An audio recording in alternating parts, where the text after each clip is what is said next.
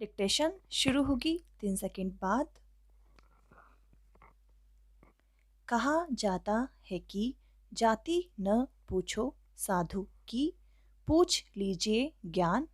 कहने का तात्पर्य यह है कि प्रत्येक व्यक्ति की पहचान उसके ज्ञान से होनी चाहिए, किसी अन्य आधार पर नहीं।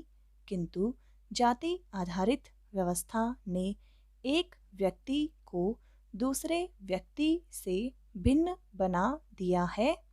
यूं तो भारत में प्राचीन काल में कर्म आधारित जाति व्यवस्था को अत्यंत उपयोगी सामाजिक व्यवस्था के रूप में देखा गया, लेकिन समय के साथ साथ कर्म आधारित जाति व्यवस्था जन्म आधारित सामाजिक व्यवस्था की संकीर्ण रूढ़ियों से जकड़ गई और फिर धीरे धीरे सामाजिक विखंडन की ऐसी प्रक्रिया आरंभ हुई कि किसी युग में समाज को जोड़कर परस्पर पूरक बनाने तथा राजनीतिक, आर्थिक एवं सामाजिक दृष्टि से सामाजिक एकता को सुदृढ़ बनाए रखने की जो व्यवस्था की गई थी, वही समय बीतने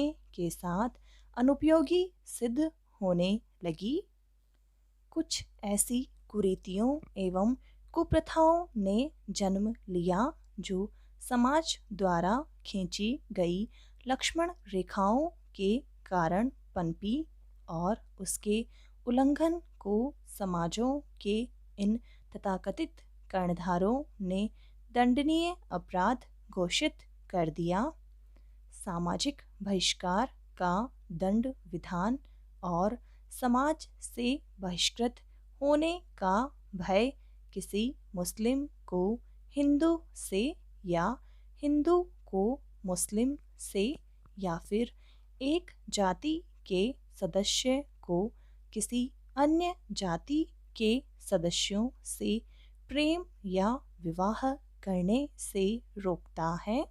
जाति जन्मगत आधार पर सामाजिक संरक्षण और खंड विभाजन की एक गतिशील व्यवस्था है जो अपने सदस्यों पर खान पान, विवाह, पेशा व सामाजिक सहवासों से संबद्ध अनेक या कुछ प्रतिबंध लगाती है।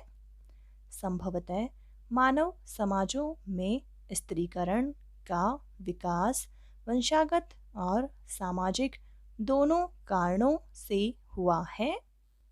वंशागत स्त्रीकरण जातिगत स्त्रीकरण है, जबकि सामाजिक स्त्रीकरण गैर जातिगत स्त्रीकरण।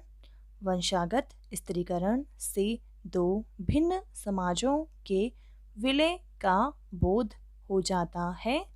जब एक जाति समूह दूसरे जातीय समूह या समूहों पर स्थायी रूप से न्यूनाधिक प्रबल हो जाता है, तो वंशागत स्त्रीकरण निर्मित हो जाता है। भारत में हिंदू जाति व्यवस्था इसी प्रकार के स्त्रीकरण का उदाहरण है। हिंदू समाज भारत की आदिकालीन जातियों और आर्य जातियों के विलय से बना है। सामाजिक स्त्रीकरण में एक समाज के अंतर्गत पद स्तरों की एक व्यवस्था विकसित होती है। धर्मशास्त्र के अनुसार हिंदू समुदाय को गुण एवं कर्म के आधार पर 4 वर्णों में विभाजित किया गया था।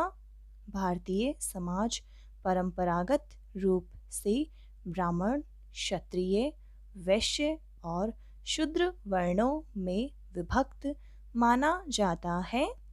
भारतीय जाति व्यवस्था में बदलते हुए मूल्यों के साथ परिवर्तन हो रहा है।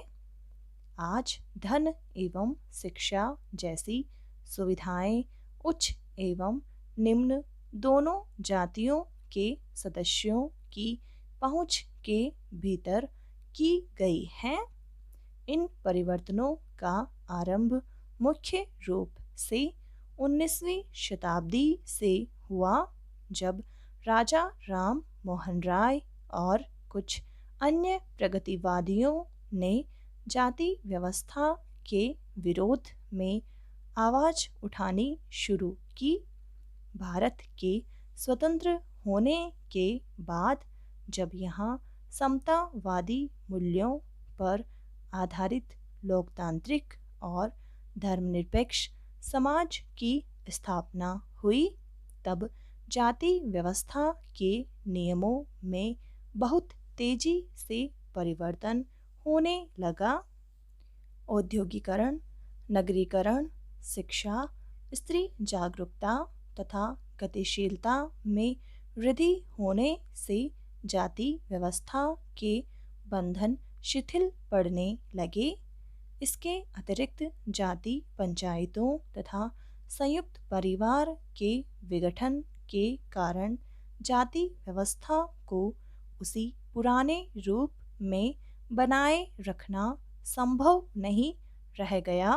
पैरा अनेक सामाजिक अधिनियमों ने भी जाति व्यवस्था की स्थिरता को प्रतिकूल रूप से प्रभावित किया है।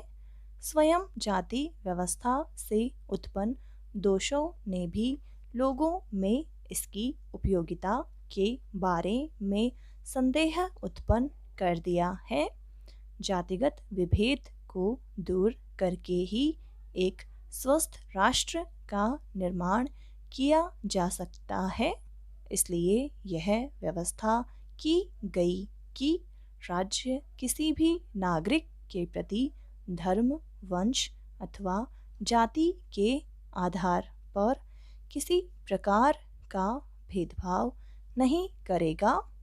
राज्य प्रभावकारी ढंग से एक ऐसी सामाजिक व्यवस्था की स्थापना और संरक्षण द्वारा लोक कल्याण में वृद्धि करेगा, जिससे राष्ट्रीय जीवन की सभी संस्थाओं द्वारा व्यक्तियों को सामाजिक, आर्थिक और राजनीतिक न्याय मिल सके।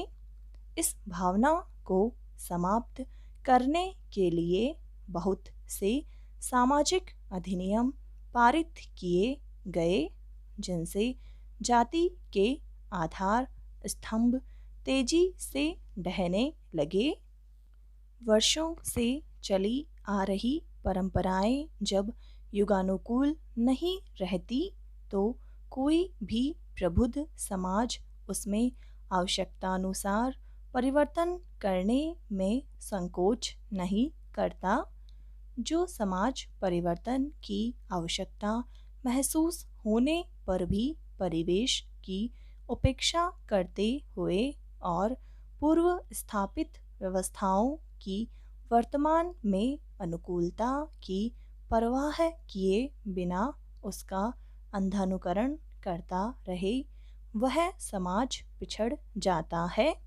वह समाज न केवल अन्य समसामयिक समाजों से अलग थलग पड़ने लगता है, बल्कि उसके सदस्यों के बीच विद्रोह एवं संघर्ष की स्थितियों के उभरने का खतरा भी मंडराने लगता है। कबीर ने जाति पाति को व्यर्थ बताते हुए भक्ति से ईश्वर को पाने की बात कही है। राष्ट्र कवि रामधारी सिंह दिनकर ने जाति प्रथा पर कटाक्ष करते हुए जाति पाति का नाम जपने वालों को कायर और क्रूर माना है। विभिन्न संतों, समाज सुधारकों, साहित्यकारों आदि के प्रयास से जाति प्रथा कमजोर तो हुई है, पर अभी भी भारतीय समाज में अपना अस्तित्व कायम रख देश को भीतर ही भीतर खोखला करती जा रही है। समाप्त।